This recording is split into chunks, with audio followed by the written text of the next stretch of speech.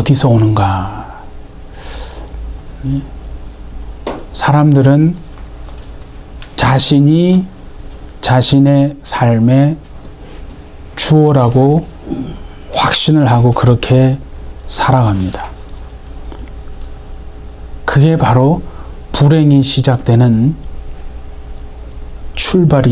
불행이 거기에서부터 시작되는 겁니다. 참 행복은 내 삶의 주어가 내가 아님을 아는 것에서 행복은 시작된다 하는 겁니다. 내 삶의 주어가 내가 아님을 아는 것이요. 왜 행복으로 가는 정말 첫 걸음이고 그게 중요한지 그게 오늘 본문이 그걸 말하고 있습니다.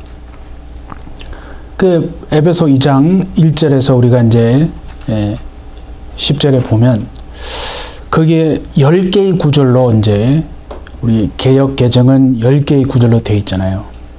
근데 그 헬라 원어로 보면 하나의 문장으로만 되어 있어요. 그게 하나의 문장입니다.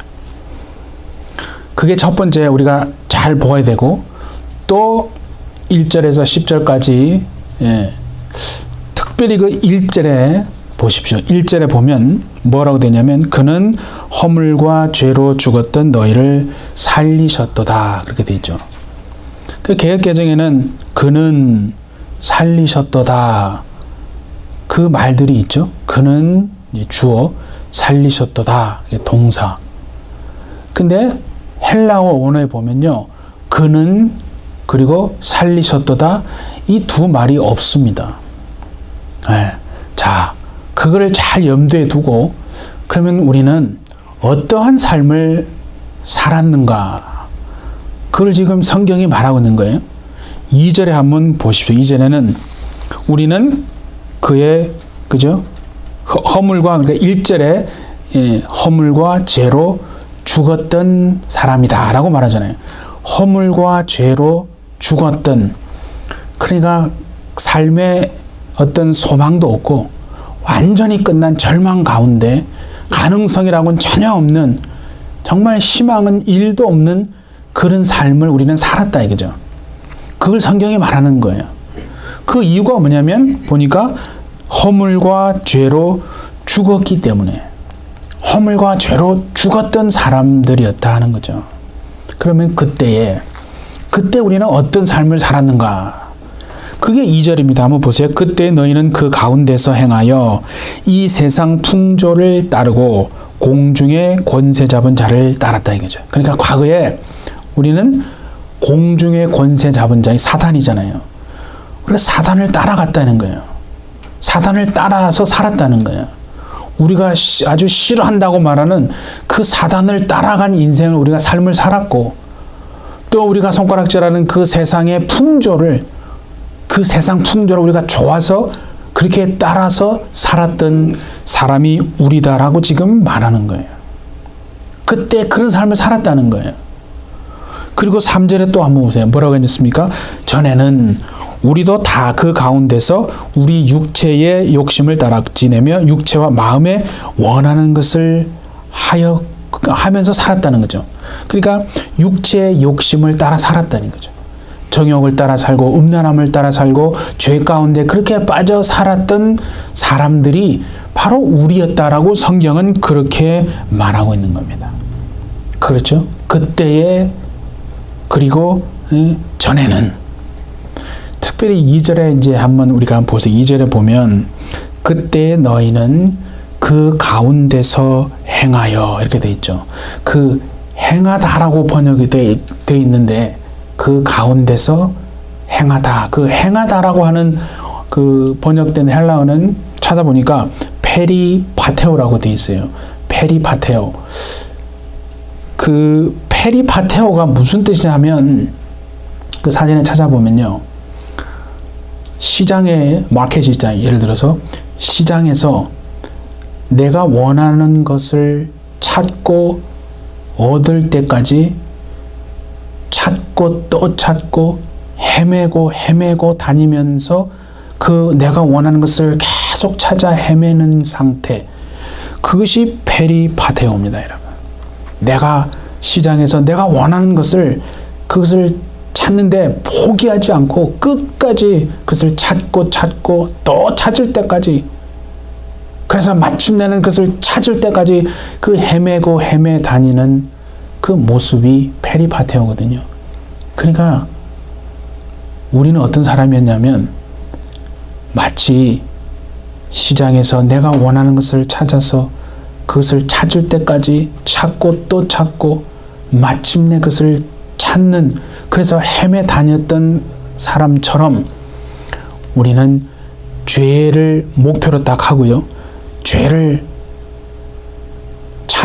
찾고 그래서 마침내 그 죄를 범하고 저지르고 그렇게 살았던 사람이에요. 죄를 딱 목표로 가지고 그 죄를 찾는 거예요. 그 죄를 반드시 포기하지 않고 끝까지 찾고 헤매고, 그러면서 마침내 그 죄의 문을 열고 죄를 범하고 저지르고 살았던 사람이 바로 우리였다라고 지금 성경이 말하는 겁니다. 마치 시장에서 자신이 원하는 그 물건을 정말 끝까지 찾아내고야마는, 그래서 헤매 다녔던 그처럼 그렇게 죄를 짓고 살았던 본질상 진노의 자녀가 바로 우리였다라고 지금 성경이 말하고 있는 거잖아요. 그러면 그 1절에서 지금 3절까지의 그 삶을 한마디로 말하면 여러분 어떤 삶이겠습니까? 그 1절에서 3절의 삶은요, 하나님이 없는 삶이잖아요. 하나님이 없는 삶을 그렇게 표현하는 겁니다. 그런데 아까 제가 말씀드렸잖아요. 거기에 1절에는 개역개정에는 그는 살리셨도다 주어가 있고 동사가 있습니다. 그런데 헬라 원문에 보면 그게 없다고 말씀을 드렸죠. 그게 이제 밑에 영어로 써놨잖아요. 그 보시면 정확하게 알 수 있어요. As for you, you were dead in your transgressions and your sins. 그러니까 그냥 보면 우리는 죄와 허물로 죽었던, 그렇게만 돼 있어요. 그는 살리셨도다라고 하는 주어가 없어요. 헬라어에는 동사가 없어요. 근데 바울이요, 주어가 없고 동사가 없는 이 불완전한 문장을 의도적으로 그렇게 기록하고 있는 겁니다. 왜냐하면 주어가 없고 동사가 없는 그 불완전한 문장을 사용을 함으로써 하나님 없는 삶이 얼마나 불완전하고 답답하고 공허하고 절망 가운데 있는 그 삶인지를 역설적으로 보여주기 위해서 헬라어를 기록하면서 주어가 없고 동사가 없는 불완전한 문장을 의도적으로 쓰고 있는 거예요. 하나님 없는 삶은 마치 그와 같은 뭔가 찝찝하고 뭔가 이게 답답하고 뭔가 이게 좀 공허한 것 같고 불완전하고 완전하지 못한 거예요. 그래서 여러분 이거를 헬라어로 읽으면요 되게 찝찝해요. 주어와 동사가 없다 보니까 뭔가 이렇게 좀 불완전해요. 완전하지 못하거든요. 바로 그것은 바울이 하나님 없는 삶이 얼마나 불완전하고 안정되지 못하고 뭔가 답답하고 정말 그런 어둠에 있는 삶인지를 역설적으로 표현하기 위해서 주어와 동사가 없는 문장을 쓰고 있는 것이다. 그러니까 참 하나님이 얼마나 그 놀라운 영감을 참 주셨는가. 놀랍지 않습니까? 주어와 동사가 없는 불완전한 문장을 하나님이 없는 삶을 그렇게 나타내는 것만큼 여러분 사실 완벽한 게 더 어디 있습니까? 그러니까 하나님 없는 삶은 그런 삶이다 이거죠. 네? 어떤 삶이든 하나님이 없는 삶은요, 주어가 없는 삶은요, 그런 불완전하고 답답한 삶일 수밖에 없다는 거죠. 그러면 주어가 언제 등장합니까? 그게 보세요. 4절에 보시니까 긍휼이 풍성하신 하나님이 라고 하는 4절에 드디어 이 문장 전체의 주어가 등장하고 나타나는 겁니다. 하나님이, 그죠? 긍휼에 풍성하신 하나님이라고는 주어가 딱 나타납니다. 그러자 어떻게 되냐면 1절과 그 3절에 있었던 그 불완전한 삶이요, 한순간에 완벽한 삶이 됩니다. 그 정말 공허했던 삶이 한순간에 충만한 삶이 되고, 절망으로 가득했던 정말 그 삶이 주어가 임하니까 소망으로 충만한 삶이 되어지고, 그 어둡고 뭔가 혼란스럽고 답답했던 삶이요, 그 인생에 그 삶에 주어가 임하니까 빛의 삶으로 단 한 번에 바뀌어지는 그 삶이 되어지더라 이거죠. 주어가 누굽니까? 하나님이십니다. 우리 인생의 주어는요, 우리가 아닙니다. 그래서 사람은 자기가 자신의 삶의 주인이고 주어라고 생각하고 굳건히 믿고 그렇게 살아갑니다. 그래서 답답한 인생이 되어지는 거고, 공허한 인생이 되어지는 거고, 어두움 가운데서 뭔가 이렇게 해결되어지지 않고 허무함이 있고, 그런 인생이 되어지는 거거든요.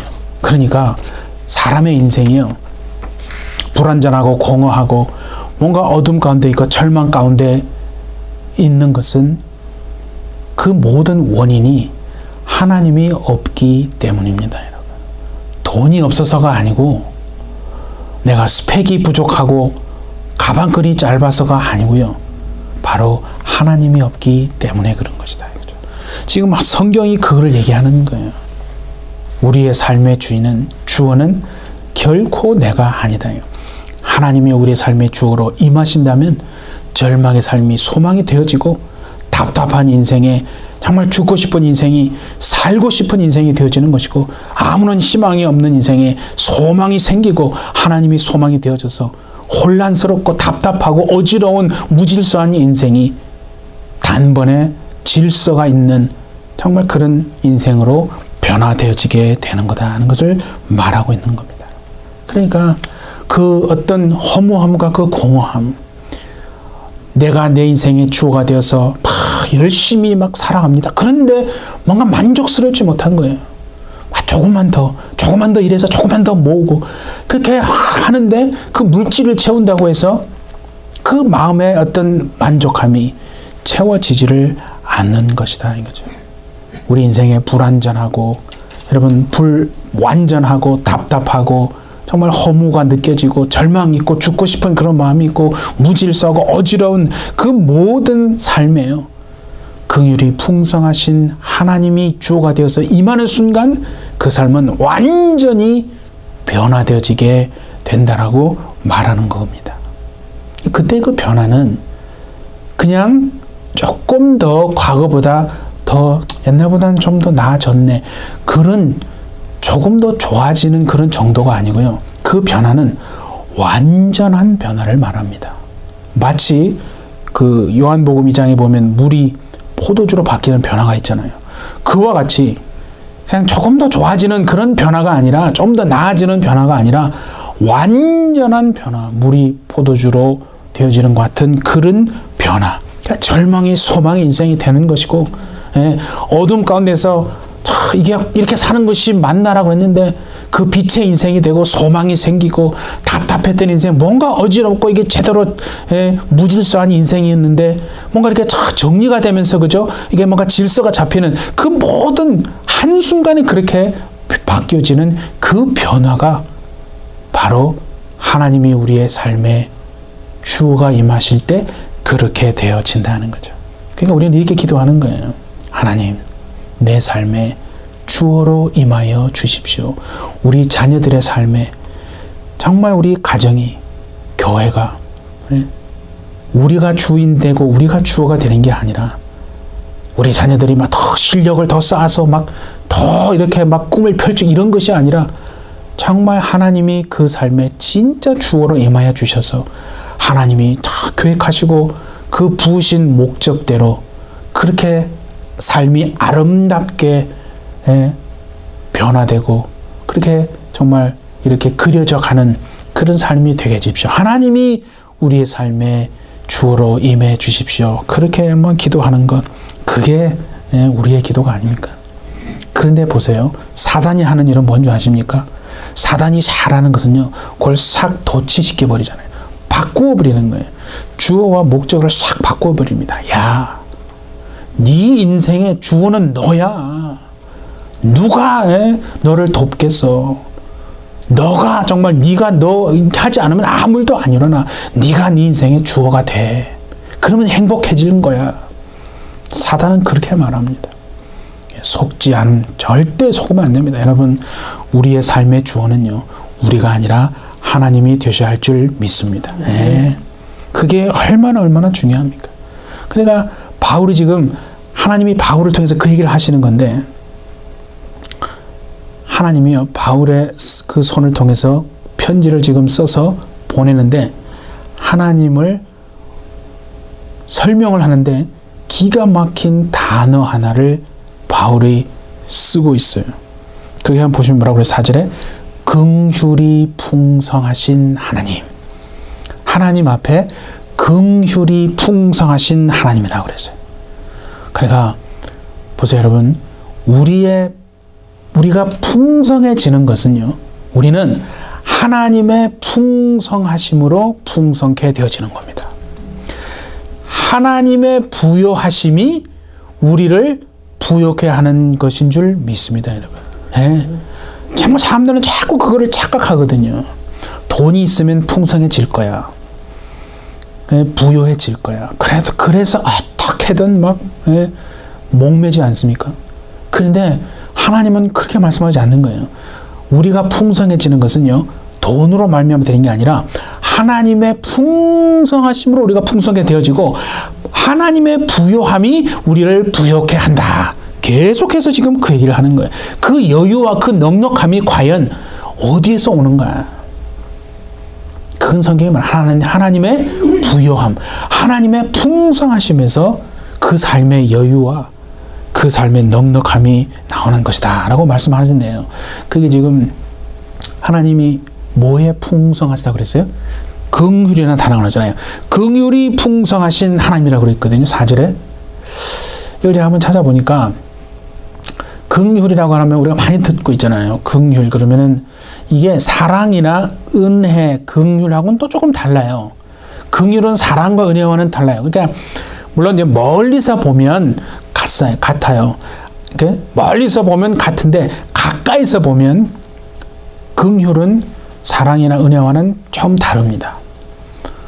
긍휼을 사진에 찾아보면 그냥 이렇게 불쌍히 여기는 마음, 안타까운 어떤 불쌍히 여기는 그런 마음으로 돼 있잖아요.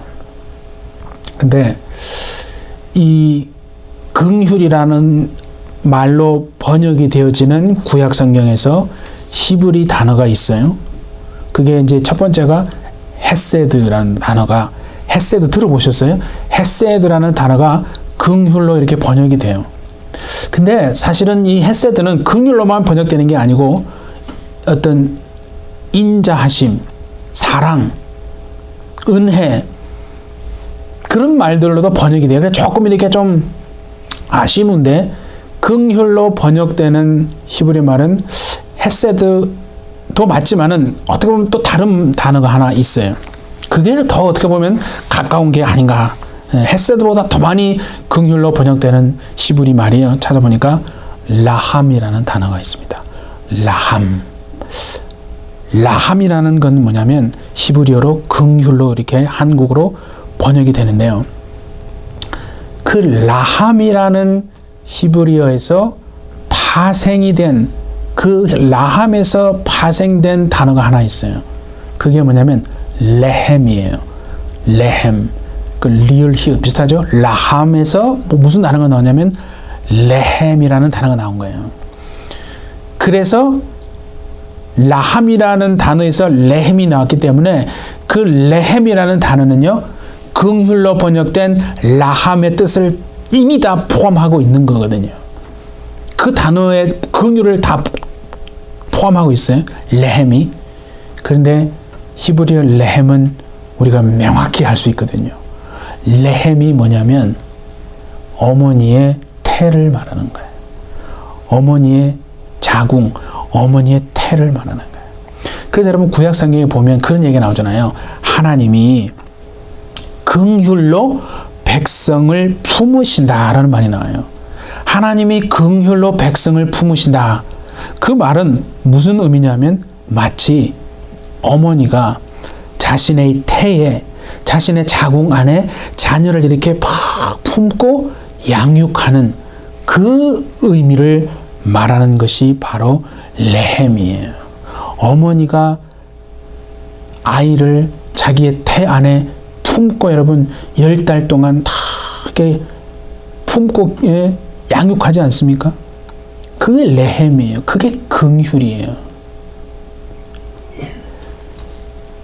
10달 동안 자신의 태 속에 아이를 품고 있는데 막 열이 막 자신이 막 40도까지 막 올라가면서 막 너무 막 몸이 막 뜨겁고 지금 막 여러분 열이 40도 이상 올라가면 사람이 죽을 수 있잖아요. 그런데도 약을 먹지 않습니다. 왜냐하면 혹 그 약을 먹어서 내 뱃속에 있는 아이가 잘못되면 어떡하지? 그 마음, 그것 때문에 약을 먹지 않고 막 생으로 견디는 거예요. 저는 그 10달 동안 품어본 경험이 없기 때문에 그래서 이 남자들은 그게 없는 것 같아요. 그래서 여자에게는 그 모성애가 있는 거 있잖아요. 그 10달 동안 품고 있는.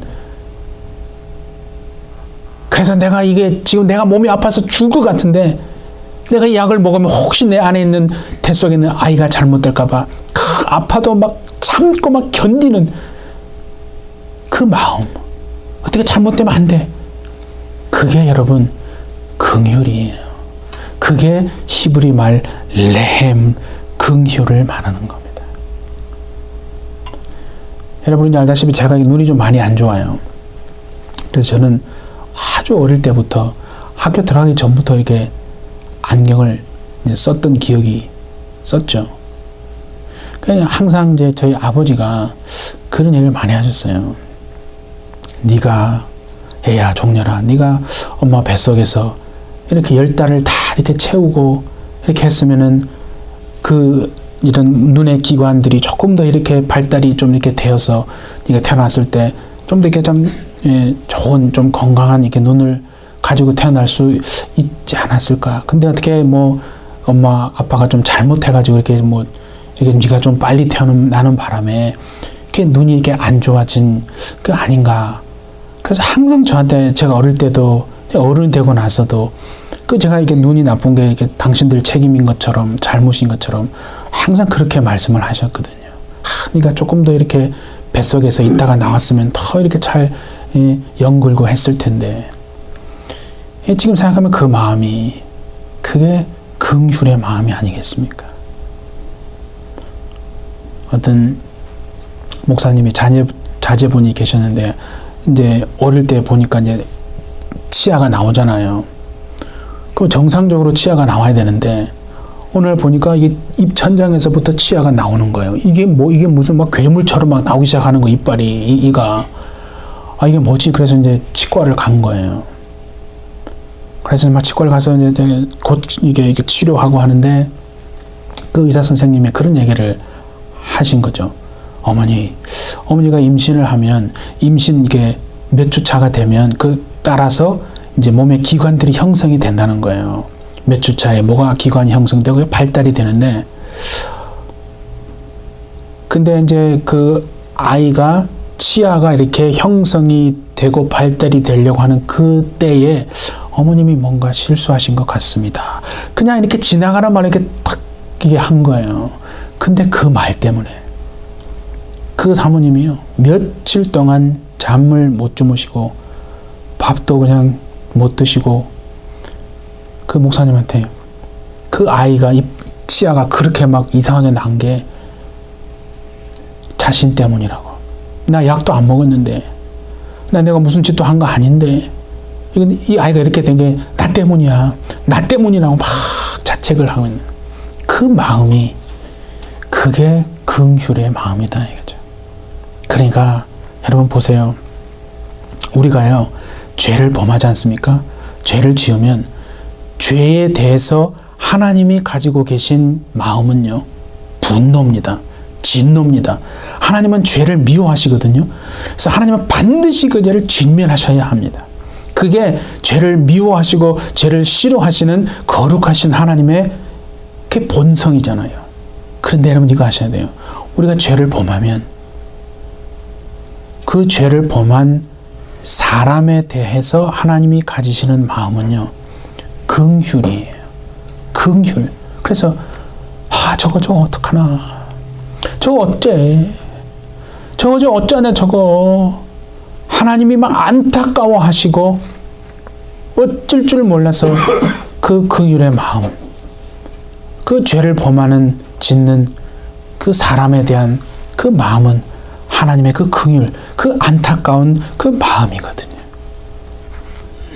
하나님이 그 긍휼로 우리를 품어 주셨기 때문에 우리가 오늘 여기에 여러분 있는 거 아닙니까? 예. 우리 의로운 자 아무도 없습니다. 우리 어떤 능력으로, 우리 힘으로 여러분 의롭게 된 자 아무도 없습니다. 자신의 힘으로 믿음을 지켜서 여기까지 온 사람이 있습니까? 아닙니다. 우리의 힘으로 믿음 지켜서 여기까지 온 사람 아무도 없습니다. 하나님이 그 긍휼로 우리를 품어 주셨기 때문에, 마치 여인이 그 태 속에 정말 자녀를 그렇게 품고 양육하듯 하나님이 긍휼로 우리를 품어 주셨기 때문에, 우리를 그렇게 용납해 주셨기 때문에 우리가 여기에 있는 겁니다. 근데 사람은 시간이 지나면서 그걸 다 잊어먹고 말하잖아요. 내가 내 믿음 지킨 거야. 내가 잘한 거야. 여러분, 그렇지 않습니다. 우리 신명기 한번 찾아봅니다. 신명기 우리 8장 신명기 8장 이걸 한번 찾아봅시다. 신명기 구약성경 신명기 8장입니다. 11절부터 한번 보세요. 내가 오늘 내게 명하는 여호와의 명령과 법도와 규례를 지키지 아니하고 네 하나님 여호와를 잊어버리지 않도록 삼갈지어다.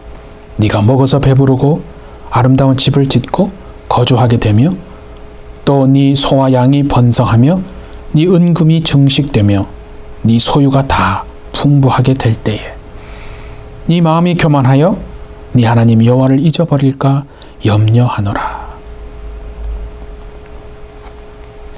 17절도 한번 보세요. 그러나 네가 마음에 이르기를 내 능력과 내 손의 힘으로 내가 이 재물을 얻었다 말할 것이라. 네 하나님 여호와를 기억하라. 그가 내게 재물 얻을 능력을 주셨음이라. 예. 시간이 여러분 아무리 지나도 우리가 분명 기억해야 할 것은 그 긍휼과 그 은혜를 하나님이 우리에게 부으시고 품으시고 우리를 용납해 주셨기 때문에 우리가 여기까지 온 것입니다. 예. 그러니까 내가 잘한 거야. 내가 내 믿음 지킨 거지. 그렇지 않습니다. 하나님이 우리의 믿음을 지켜주셨기 때문에 우리가 여기까지 온 것 아닙니까? 예. 그러니까 우리는 예수 그리스도를 머리로 예수님의 그 각 몸의 지체로 부름받은 그 지체들을 그 긍휼로 품어주라고, 비판하고 정죄하지 말고 품어주라고 오늘 하나님이 말씀하시는 줄 믿습니다. 그게 에베소서 2장 우리 10절에 보면 이거 하나만 보고 마칩시다. 거기에 보면 이런 말이 있어요. 우리는 그가 만드신 바라. 그렇게 되어 있죠. 우리는 그가 만드신 바라. 여기에 만드신 바라고 되어 있는 헬라어를 찾아보니까요, 포이에마라고 되어 있어요. 만드신 바라, 포이에마. 그 헬라어 포이에마에서 우리가 잘 아는 영어 단어가 하나 나온 게 있어요. 파생된 게. 그게 바로 포임이에요. 포임. 포이에마라는 헬라어에서 영어 포임이 나왔어요. 포임이 뭔지 아시죠? 시. 시예요. 시. 헬라어 포이에마에서 영어 단어 시라는 포임이 거기서 나온 거예요. 그러니까 우리는 그가 만드신 바라. 그걸 번역하면 이런 거 아니에요? 우리는 하나님이 지으신 한편의 씨다. 우리는 하나님이 지으신 한편의 씨다는 거예요. 그러니까 우리 인생에는요, 저자가 있습니다. 반드시 저자가 있습니다. 우리는 우연히 재수 없음 이런 것이 일어난 게 아니라 우리 인생에는요, 반드시 하나님이 지금 씨를 적어 내려가고 계시다라고 말하는 거 아니에요. 그게 하나님이 우리 인생에 만드시는 작품이다 하는 거예요. 하나님이 우리 인생에 만드시는 작품. 그러니까 아직 여러분 끝난 거 아닙니다. 절망하지 마시고 낙심하지 마십시오. 아직 완전히 마무리된 거 아닙니다. 지금 그렇게 하나님이 적어 내려가고 계신 겁니다. 그러니까 우리 인생에 하나님이 지금 하나님의 스토리를, 그래서 우리 인생이 아름다운 인생이 되도록 하나님의 스토리를 우리 삶에 적어 내려가고 계신 겁니다. 그러니까 아직 마무리된 거 아닙니다. 우리 해피처치 여러분, 2024년 다가오는 새해는 긍휼이 풍성하신 그 하나님으로 말미암아 기가 막힌 반전, 그 역전의 스토리가 여러분 가정과 교회와 자녀와 우리 모두에게 시작되어질 것을 정말 믿음으로 소망하시는 저와 여러분 모두가 되어줄 수 있기를 예수님의 이름으로 축복합니다. 네, 함께 기도하시겠습니다. 하나님 아버지, 허물과 죄로 이미 죽었던 우리는 마치 죄를 찾아서 찾고 또 찾아 헤매며 마침내는 죄를 짓고야 말며 세상의 풍조를 따르며 공중의 권세 잡은 자 마귀를 따랐던 하나님, 그래서 육체 욕심을 따라 정욕을 따라 죄를 지으며 살아 본질상 하나님께 진노의 자녀였지만 긍휼이 풍성하신 그 하나님이 우리를 포기하지 않으시고 하나님 정말 우리의 인생에 그 긍휼을 부으시고 우리를 품어주시고 우리를 용납해 주신 그 하나님의 긍휼이 있었기에 오늘 우리가 이 자리에 하나님 나와 예배할 수 있는 것 감사합니다. 2023년 하나님이 이렇게 우리에게 긍휼을 거두지 아니하시고 그 긍휼로 우리를 품어주셨던 것처럼 2024년 다가오는 한 해는 그 긍휼에 풍성하신 하나님의 부여하신 그 하나님으로 말미암아 기가 막힌 반전 역전의 스토리가 우리 모든 해피처치 성도들 가정들의 시작될 것을 소망으로 바라보는 우리 모두가 되게 하여 주옵소서. 감사드리며 예수님의 이름으로 기도하옵나이다. 아멘.